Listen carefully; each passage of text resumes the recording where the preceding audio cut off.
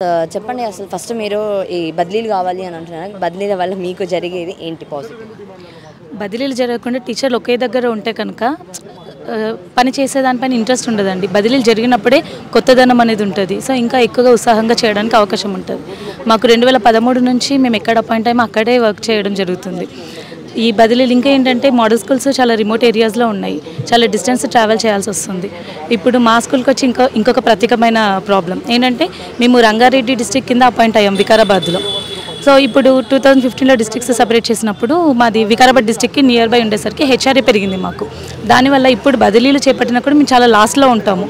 మాకంటే ముందు ఉన్న వాళ్ళు కూడా అంటే మాకంటే చాలా తక్కువ డిస్టెన్స్లో ఉన్న వాళ్ళు కూడా మాకంటే ముందు ఉన్నారు. ఇప్పుడు మేము లాస్ట్లోకి వెళ్ళిపోయినాం. కానీ ప్రాబ్లం అది కాదు. మేము ఎక్కడున్నా కూడా బదిలీలు అనేది జరిగితే మేము అసలు గవర్నమెంట్ వ్యవస్థలో ఉన్నామా లేదా అన్నది ఒక క్లారిటీ లేదు మాకు. ఇంకొకటి మేము ఏదైనా అవసరానికి లోన్స్ ఇలాంటివి పెట్టుకోవాలన్నా కూడా మీకు ఎన్నో తారీఖు వరకు జీతాలు వస్తాయి ఏంటి అనేది మమ్మల్ని బ్యాంక్ వాళ్ళు అడుగుతున్నారు. మేము ఖచ్చితంగా ఈ తారీఖు లోపల జీతాలు మాకు వస్తాయని చెప్పి కూడా మేము చెప్పలేకపోతున్నాం. కాబట్టి వాళ్ళు కూడా అసలు మీది ఏ రకంగా గవర్నమెంట్ అన్నది ఒక క్వశ్చన్ మార్క్ మాది.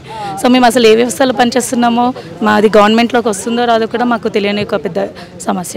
ఇంకొకటి మా తర్వాత అపాయింట్ అయిన వేరే వ్యవస్థల్లో పనిచేస్తున్న వాళ్ళు కూడా మా తర్వాత అపాయింట్ అయ్యి కూడా వాళ్ళు టీజీటీలుగా ఉన్న వాళ్ళు పీజీటీలు అయ్యారు. పీజీటీస్ నుంచి ఇప్పుడు జేఎల్ పోస్ట్కి కూడా వెళ్ళారు. మేము 2013లో పీజీటీలుగా అపాయింట్ అయినా కూడా ఇంకా అదే దగ్గర కంటిన్యూ అవుతున్నాము.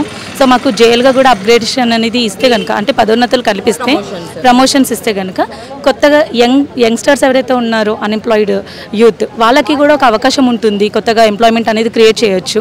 సో గవర్నమెంట్ వ్యవస్థలో ఉద్యోగాలను ఇంకా ఇంక్రీజ్ చేసామనుకోండి. సో ఈ యంగ్ జనరేషన్ వాళ్ళకి కూడా అన్ఎంప్లాయిడ్ స్టూడెంట్స్ ఎవరైతే ఉన్నారో వాళ్ళకు కూడా ఒక అవకాశాన్ని ఇచ్చినట్టు ఉంటుంది.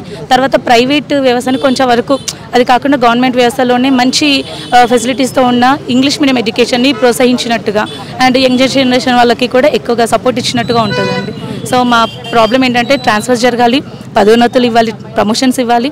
దాని తర్వాత మాకు జీతాలను కూడా 01/0 పద్ధతి కింద ఇస్తే కనుక అప్పుడు మాకు ఏ డేట్కి వస్తాయి అసలు మేము గవర్నమెంట్లో ఉన్నాము లేనిది అన్నది మాకు ఒక క్లారిటీ ఉంటుంది. అంటే మీరు ఫస్ట్ గవర్నమెంట్ త్రూనే అపాయింట్ అయ్యారా లేకపోతే లైక్ కాంట్రాక్ట్ బేస్లో అపాయింట్ అయ్యారా? కాంట్రాక్ట్ కాదండి, గవర్నమెంట్ బేస్లోనే మేము అపాయింట్ అయ్యాము. గవర్నమెంట్ నోటిఫికేషన్ ద్వారానే మేము అపాయింట్ అయ్యాము. కానీ అయినా కూడా మాకు ఇది ఏంటో మాకు అర్థం కావట్లేదు. అది అంటే గురుకులాల్లో కానీ మనం చూసుకుంటే వాళ్ళకి జేఎల్ అట్లా డిఎల్ ఉంటాయి. వాళ్ళకు ఉంది గురుకులాల వాళ్ళకి టీజీటీ పీజీటీ జేఎల్ ఉందండి. సేమ్ ఇప్పుడు మా దగ్గర కూడా 6th నుంచి ఇంటర్మీడియట్ వరకు ఉంటుంది.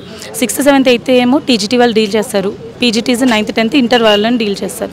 కానీ ఇప్పుడు 9th 10th ఇంటర్ అనేసరికి పీజీటీలో కూడా చాలా ఎక్కువ వర్క్ లోడ్ అవుతుందండి.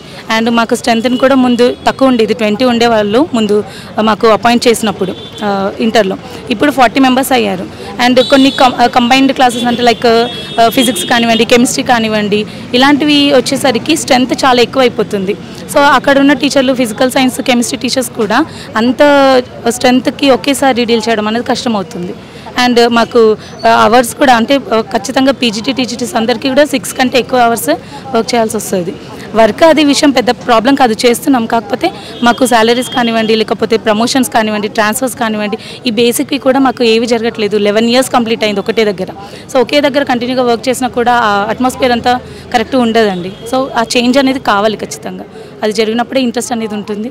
సో పిల్లలకు కూడా ఉత్సాహం ఉంటుంది, టీచర్లకు కూడా ఇంట్రెస్ట్ అనేది క్రియేట్ అవుతుంది. ఇప్పటిదాకా మరి మీరు మీ హైయర్ వాళ్ళని కలిసి చెప్పడం జరిగిందా ఇష్యూస్ గురించి?